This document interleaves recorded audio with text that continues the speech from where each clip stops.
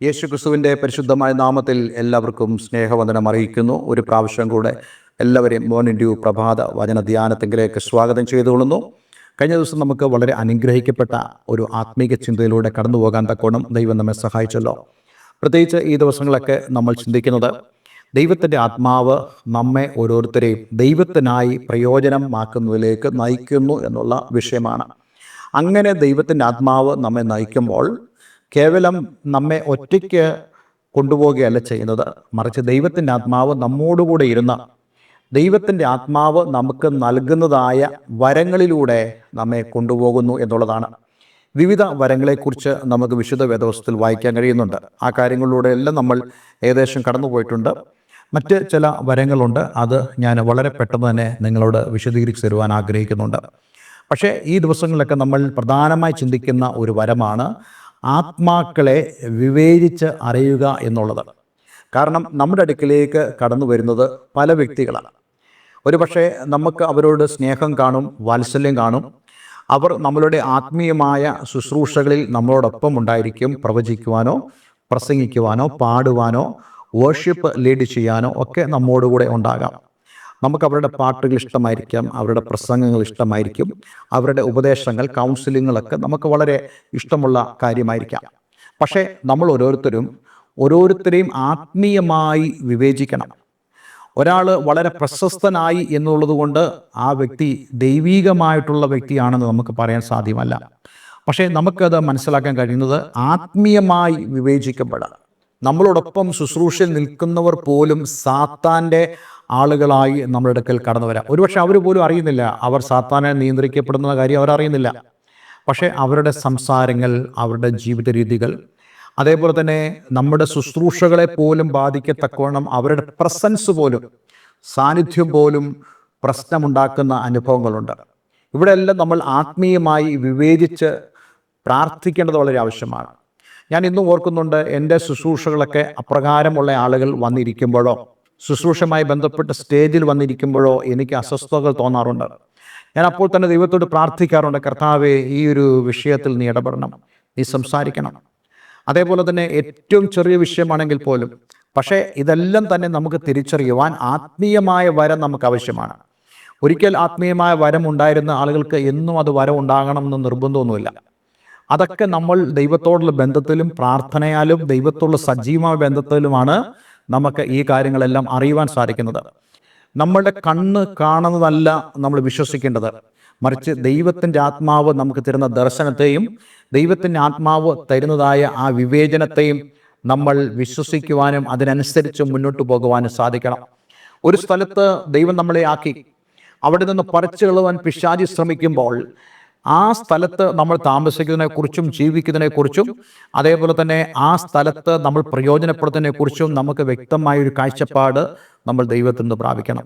ഇതൊക്കെ നമുക്ക് ലഭിക്കണമെങ്കിൽ ദൈവത്തോടുള്ള നമ്മുടെ ബന്ധത്തിൽ നിന്നുമാണ് ലഭിക്കുന്നത്.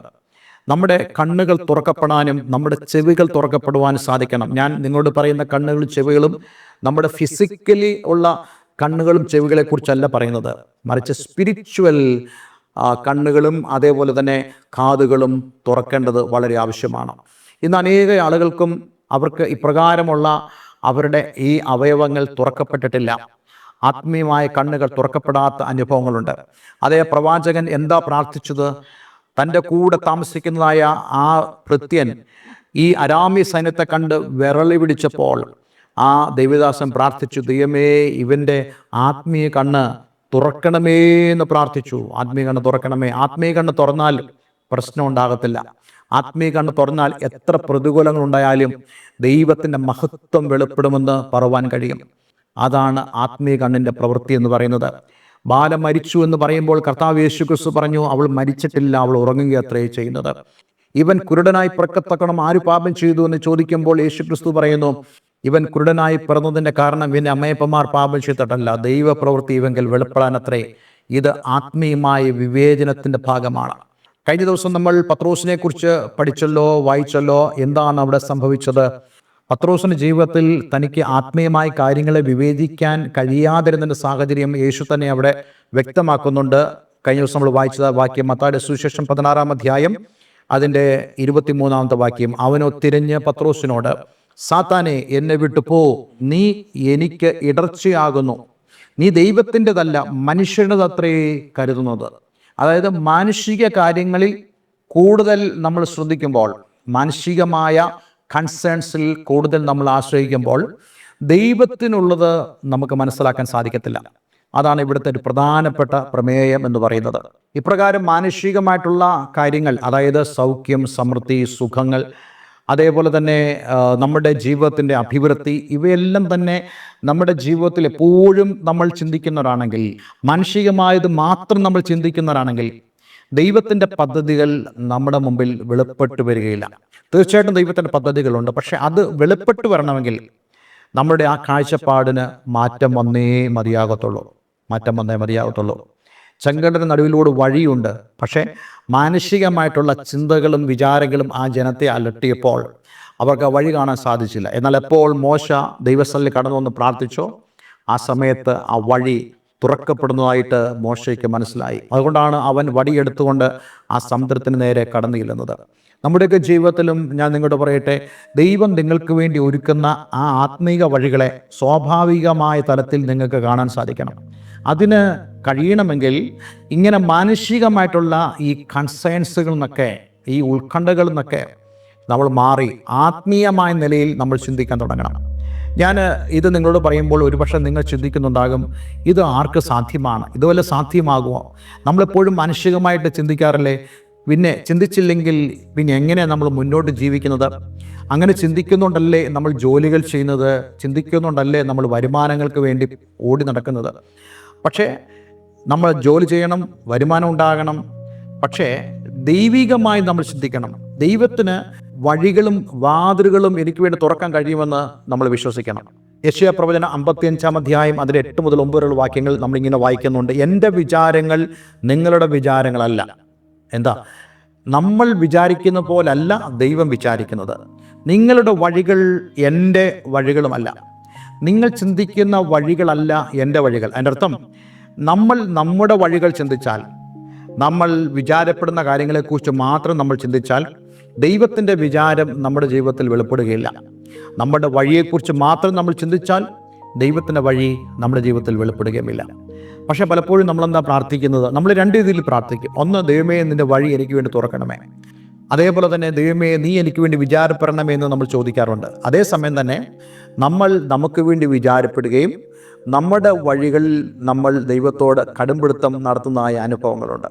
എന്നിട്ട് ഈ യെശയ്യാ പ്രവചനം 55-ന്റെ 8-9 വാക്യങ്ങളിൽ നമ്മളിങ്ങനെ വായിക്കുന്നു: ആകാശം ഭൂമിക്ക് മീതെ ഉയർന്നിരിക്കുന്നത് പോലെ എൻ്റെ വഴികൾ നിങ്ങളുടെ വഴികളിലും എൻ്റെ വിചാരങ്ങൾ നിങ്ങളുടെ വിചാരങ്ങളിലും ഉയർന്നിരിക്കുന്നു.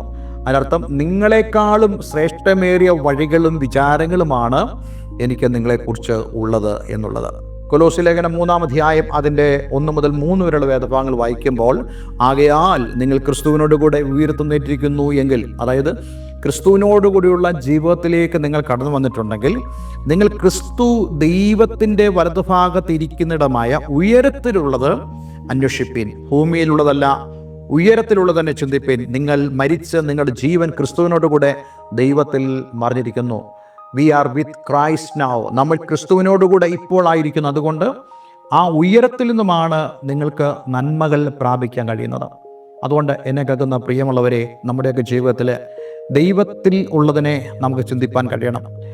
ഓഫ് കോഴ്സ്, തീർച്ചയായിട്ടും നമ്മുടെ ജീവിതത്തിൽ വളരെ ആവശ്യങ്ങളുണ്ട്, ഭൗമികമായ ആവശ്യങ്ങൾ നമ്മുടെ മുമ്പിലുണ്ട്. അതേ, നമ്മൾ നിറവേറ്റേണ്ടതായ ഒരുപാട് ഉത്തരവാദിത്തങ്ങൾ നമ്മുടെ മുമ്പിലുണ്ട്. അതൊക്കെ നമ്മുടെ മുമ്പിൽ ഉള്ളപ്പോൾ തന്നെ ദൈവത്തിൽ നമുക്ക് ആ വിഷയങ്ങളെ വെച്ച് ആശ്രയിപ്പാൻ കഴിയണം. ദൈവത്തിൻ്റെ വഴികൾ അങ്ങനെയാണ് തുറക്കപ്പെടുന്നത്. നോക്കൂ, പത്രോസിന് എന്താ സംഭവിച്ചത്? പത്രോസ് മാനുഷികമായി ചിന്തിക്കുന്നതുകൊണ്ട് താൻ യേശുക്രിസ്തുവിൻ്റെ കാര്യത്തിൽ പോലും പറയുന്നു, യേശുവേ നിനക്കത് ഭവിക്കരുതേ എന്ന് പറഞ്ഞ് ശാസിച്ചു തുടങ്ങി. അപ്പോൾ യേശു ആത്മാവിൽ വിവേചിച്ച് പറയുന്നു, സാത്താനെ, നമ്മൾ ഇങ്ങനെ മാനുഷികമായി ചിന്തിക്കുന്നവരാണെങ്കിൽ നമ്മൾ സാത്താനുള്ളതാണ് ചിന്തിക്കുന്നത്. പക്ഷേ ദൈവത്തിനുള്ളത് ചിന്തിച്ചാൽ ദൈവത്തിൻ്റെ വഴികൾ നമ്മുടെ ജീവിതത്തിൽ വെളിപ്പെടുവാൻ തുടങ്ങും. ഇന്ന് ഞാൻ നിങ്ങളോടൊക്കെ പറയാൻ ആഗ്രഹിക്കുന്നത്, നിങ്ങളുടെ ജീവിതത്തിൽ ദൈവത്തിൻ്റെ വഴികൾ തുറക്കപ്പെടാൻ വേണ്ടി നിങ്ങൾ ആഗ്രഹിക്കണം, പ്രാർത്ഥിക്കണം. അതേ, ദൈവം നിങ്ങൾക്ക് വേണ്ടി എന്ത് ചെയ്യാൻ പോകുന്നു എന്നുള്ള കാര്യം നിങ്ങൾ മനസ്സിൽ വളരെ വിഷ്വലൈസ് ചെയ്യുവാൻ, നിങ്ങളുടെ ഹൃദയത്തിൽ വിഷ്വലൈസ് ചെയ്യാൻ, ദൃശ്യവൽക്കരിക്കപ്പെടുവാൻ സാധിക്കണം. അങ്ങനെയാണെങ്കിൽ തീർച്ചയായിട്ടും അതിനുവേണ്ടി നിങ്ങൾക്ക് ദൈവസന്നിധിയിൽ ആയിരിക്കാനും പ്രാർത്ഥിപ്പാനും ദൈവമൊത്തേക്ക് നോക്കുവാനും ദൈവം നമ്മെ സഹായിക്കും. ഇന്നെ കേൾക്കുന്ന എല്ലാവരോടും ഞാൻ പറയട്ടെ, ക്രിസ്തു ജീവിതം എന്ന് പറയുന്നത് ഒരു ഭാവനാ ജീവിതമല്ല, മറിച്ച് ക്രിസ്തു ജീവിതം അനുഭവങ്ങളുടെ ജീവിതമാണ്. ക്രിസ്തുവിനോടുകൂടിയുള്ള അനുഭവത്തോടുകൂടിയുള്ള ജീവിതം. അവിടെ നമുക്ക് വലിയ വലിയ സാക്ഷ്യങ്ങൾ പറയാനുണ്ട്. കർത്താവ് നടത്തിയ വഴികളെക്കുറിച്ച് പറയാനുണ്ട്. ദൈവം നമ്മളെ കൊണ്ടുപോകുന്ന പുതിയ സ്ഥലങ്ങളെക്കുറിച്ചും പുതിയ അനുഭവങ്ങളെക്കുറിച്ചും നമുക്ക് വ്യക്തമായി പറയാനുണ്ട്. അതിലേക്ക് കടന്നു വരുവാൻ എന്ന് ഞാൻ നിങ്ങളെല്ലാവരെയും ആഹ്വാനം ചെയ്യുന്നു. ഒരിക്കലും നമ്മൾ സാത്താൻ്റെ വേഷം ധരിക്കാൻ പാടില്ല. ഒരിക്കലും നമ്മൾ സാത്താനുള്ളത് ചിന്തിക്കാൻ പാടില്ല. നമ്മളുടെ ആത്മീയമായിട്ടുള്ള സമീപനങ്ങൾ അത് കർത്താവിനൊത്തവണ്ണം നമ്മളായിരിക്കട്ടെ. അതിനുവേണ്ടിയുള്ള സമർപ്പണവും പ്രാർത്ഥനയും ഇന്ന് നമ്മുടെ ജീവിതത്തിലുണ്ടാകട്ടെ. ഈ വചനം കേട്ട എല്ലാവരെയും ഞാൻ യേശുവിൻ്റെ നാമത്തിൽ അനുഗ്രഹിക്കുന്നു. ഒരു വാക്ക് നമുക്ക് പ്രാർത്ഥിക്കാം. സ്വർഗീയ പിതാവേ, ഇന്ന് ഞങ്ങളെ കേൾപ്പിച്ച വളരെ അനുഗ്രഹിക്കപ്പെട്ട സന്ദേശത്തിനായി സ്തോത്രം. കർത്താവേ, ഞങ്ങൾ ദൈവത്തിനുള്ളത് ചിന്തിക്കുവാൻ, മാനുഷികമായ ചിന്തകളെ മാറ്റിവെച്ചുകൊണ്ട് ഉയരത്തിലുള്ളത് ചിന്തിപ്പാൻ തക്കവണ്ണം അങ്ങ് ഞങ്ങളെ സഹായിക്കണമേ. അങ്ങയുടെ വഴികൾ ഞങ്ങളുടെ വഴികളുടെ മീതെ ഉന്നതമായിരിക്കുന്നു. അങ്ങയുടെ വിചാരങ്ങൾ ഞങ്ങളുടെ വിചാരങ്ങൾക്ക് മീതെ ഉന്നതമായിരിക്കുന്നു. പലപ്പോഴും ഞങ്ങൾ വിചാരിക്കുന്നവരാണ്, ഞങ്ങൾ വഴികൾ തേടുന്നവരാണ്. പക്ഷേ ഞങ്ങളെക്കുറിച്ച് ദൈവത്തിന് ഉന്നതമേറിയ വിചാരങ്ങളും ഉന്നതമേറിയ വഴികൾ ഉള്ള സത്യം ഇന്ന് ഞങ്ങൾ അറിഞ്ഞതിനായി ഞങ്ങൾ അങ്ങേക്ക് നന്ദി പറയുന്നു. ഈ വചനം കേൾക്കുന്ന ഏവരെയും യേശുവിൻ്റെ നാമത്തിൽ അനുഗ്രഹിക്കുന്നു. പ്രാർത്ഥന കേട്ടതിന് നന്ദി. യേശു ക്രിസ്തുവിൻ നാമത്തിൽ തന്നെ. ആമേൻ, ആമേൻ. ഇന്നത്തെ വചനം നിങ്ങളുടെ ജീവിതത്തിൽ വളരെ അനുഗ്രഹമായി തീർന്നു ഞാൻ വിശ്വസിക്കുന്നു. ദയവായി ഈ സ്ക്രീനിൽ കാണുന്ന ഫോൺ നമ്പറുകളിൽ ഞങ്ങളെ വിളിക്കുക. നിങ്ങളുടെ ആത്മീയമായ ആവശ്യങ്ങളെ സന്ധിക്കുവാൻ ഞങ്ങൾക്ക് ആഗ്രഹമുണ്ട്. ആത്മീയമായ കൂട്ടായ്മയ്ക്കും നിങ്ങളുടെ പ്രാർത്ഥനാ വിഷയങ്ങളും അതുപോലെ ദൈവവചനത്തിൻ്റെ പഠനം നിങ്ങൾക്ക് കൂടുതൽ ആവശ്യമാണെങ്കിൽ അതിന് ഞങ്ങളെ വിളിക്കാവുന്നതാണ്. എല്ലാവരെയും ദൈവം അനുഗ്രഹിക്കട്ടെ. Have A nice day. God bless you all.